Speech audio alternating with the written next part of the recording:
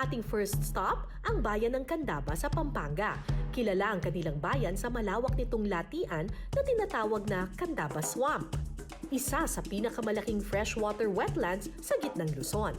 Ngayon, dito tayo manghuhuli ng tilapia.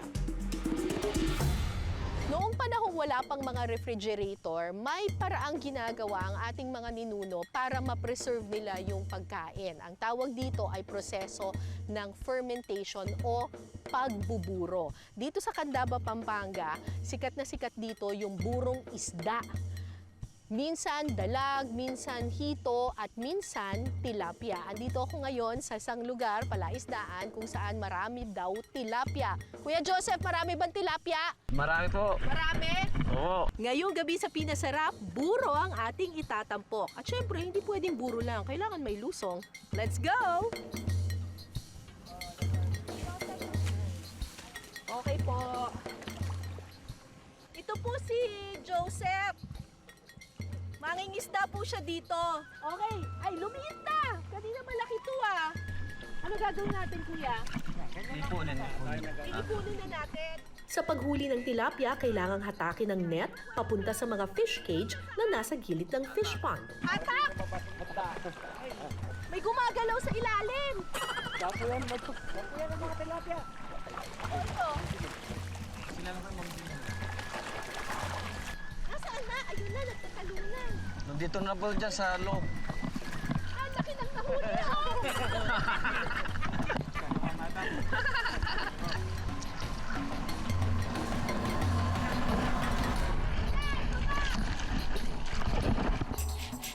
Dahil malaki ang net, kailangan itong pagtulungan ng hindi bababa sa 10 tao.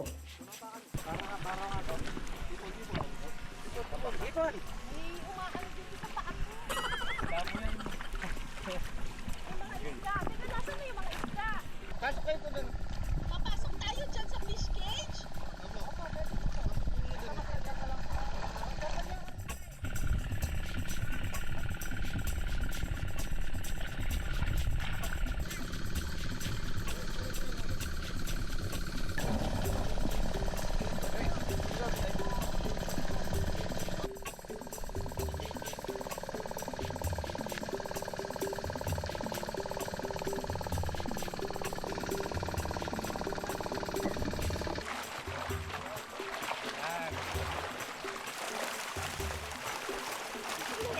Galing po para sumarok ni Madaman.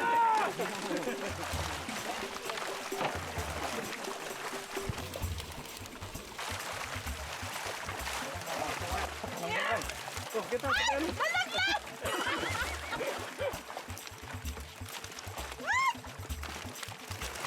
Kailangan pala, hindi masyadong marami.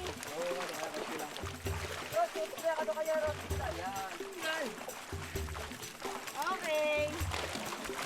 Yan! Boss! Dami natin nakuha. Pangunahing sangkap ang mga tilapia sa buro na ipinagmamalaki ng mga taga-Candaba. Andito ako ngayon sa Barangay San Agustin. Hawak ko na yung mga nakuha nating tilapia. Tumatalon-talon pa yung iba dito. Ang sabi sa akin, dito raw sa Barangay San Agustin, meron daw sikat na gumagawa ng burong isda. Ang pangalan niya ay Dalaga. Baka dalaga pa siya. Dalaga raw yung pangalan. Saan po nanay siya nakatira? Saan banda? Dito? Diretso lang? Thank you po. O, mukhang kilala dito si Dalaga. Alam nyo, sa Kapampangan, ang ibig sabihin ng dang ay parang nanay. Dalaga. Tao po! Hi, Ano Nay! po? Kayo po si Dalaga? Opo. Ay, hello po! Hello po. Ito na po yung mga tilapia pwede po nating gawing Ng pangburo. burong isda. Bakit po dalaga tawag sa inyo? Dalaga po kayo? Hindi po. Kasi po May asawa po kayo? Opo. Hindi na po naalis sa akin yung tawag Na dalaga? Opo. Tapos hanggang sa hindi na po kayo dalaga, Dalaga pa rin dalaga po pa rin ang tawag kayo. sa akin. Opo. Sa paggawa ng burong tilapia, kailangan munang linisin at hiwain ng maliliit ang mga isda. Katapos po, ginagawa Pati sa po to, buro. tatanggalin, hindi na? Opo, tatanggalin yan. Tsaka kaliskis. Ah, kakaliskisan. Opo. Ang bilis nyo Gagawin naman po gumawa. Wait lang, te. Di ko pa na... Yun. Okay. So, hi! ko na nakita. Wait, paano? Ito ba? Binuburo nyo lang po, tilapia lang po talaga? Or Opo. may iba pang isda? Meron pong burong dalag. Meron burong Burong hito. dalag, Ah. burong hito. Kapag nahiwa na ang mga tilapia, huhugasan ito. Meron po tayo ditong kanin. Ito po ay Lalagyan ng bagong asin. saing ba ito na kanin? Opo. Gagawin natin, lalagyan ng konting asin Oo. para maburo yung isda. Okay. Yun. So maglalagay po ako ng kanin dito. Opo. Tsaka asin. Gano'ng karaming asin? Konti lang. Opo. Paano po yung konti? Ayun, Wow! Ang konti! Yan ang konti sa'yo, te. Opo, ayan. Dagdag pa? Hmm. Ako na to. Ayun. Yun po. Konting asin! Wow! 2 dakot. Tapos, Tapos halu-haluin po. halo-haloin ng asin at saka kanin. Opo. Lalagyan natin po yung isda. Lalagay natin yung isda dito. Yun. Yan. Haluan pa. Halo-haloan ng mga Haluin na naman. ayan. Ayun. Naglalagay ng asin para matanggal ang moisture sa pagkain. Nakatutulong ito para hindi pamahayan ng pagkain ng mga masasamang mikrobyo. Sa paraang ito, nabuburo o nafe-ferment ang pagkain. Iniimbak ito sa drum sa loob ng 1 buwan o higit pa. Lalagyan ng Lalagyan plastic. ng plastic, saka lalagyan ng takip. Sa kalalagyan Ayun. ng takip. Ayun. Okay. Yan. Ilang araw na po itong binuburo? Mahigit po 1 buwan. Ay, 1 buwan na to? Wow! Ayan. Ay, tingnan ninyo. oh. Lalagyan ng, Nag-iiba na yung kulay niya. nilalagyan na po ng lugaw.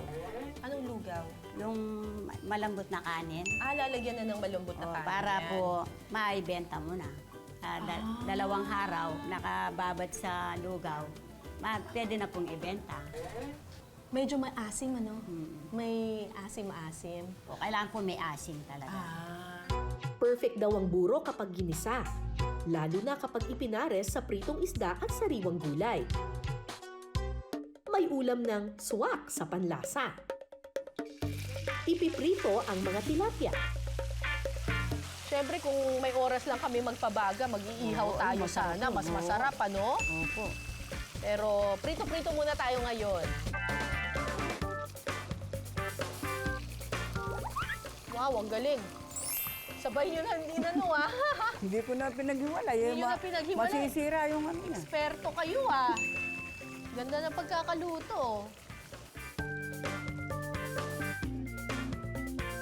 Ito yung pritong tilapia, kulang pa to. Ang perfect na kapartner niyan, buro. Burong isda.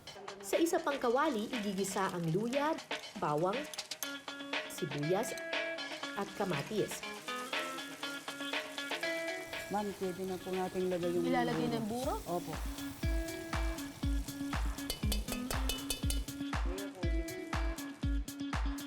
Yan na! Oo, tapos na. Tapos na. Paano lang natin ng konti para sa Kapampangan manangnang. Anong nangnang? Yung parang... Manuot ang lasa. Oo, manuot ang Ganun, lasa. manangnang. Maya-maya pa, luto na ang buro. Tikiman time na! Kumuha po kayo ng mustasa, tapos kumuha kayo ng kaunting tilapia, tapos lagyan ninyo ng buro. Yan. Tapos saka nyo ngayon, ibalot.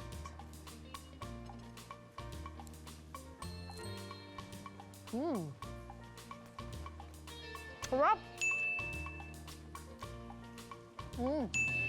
May asim siya ng konti, pero hindi pa yung overpowering yung pagka-fermented niya. Ganito yung gusto ko na buro. Yung hindi pa super-duper maasim. Saktong-sakto lang yung lasa. Tsaka ang ganda ng pagkakagisa. Actually, kanina, nung hindi pa siya naluluto, so inamoy ko siya, medyo kinabahan ako ng konti kasi sabi ko, baka mamaya masyadong fermented yung lasa, parang panis o kaya bulok yung lasa. Pero, nung ginisa na ni nanay, ayun, ang sarap. Napakamay na tuloy ako kahit may kutsara at tinidor naman ako. Usually kapag nasasarapan po kasi talaga ako eh. Napapakamay na lang po ako. Diba? Fresh na fresh yung tilapia eh. Panalo! Happy Fiesta! Sarap!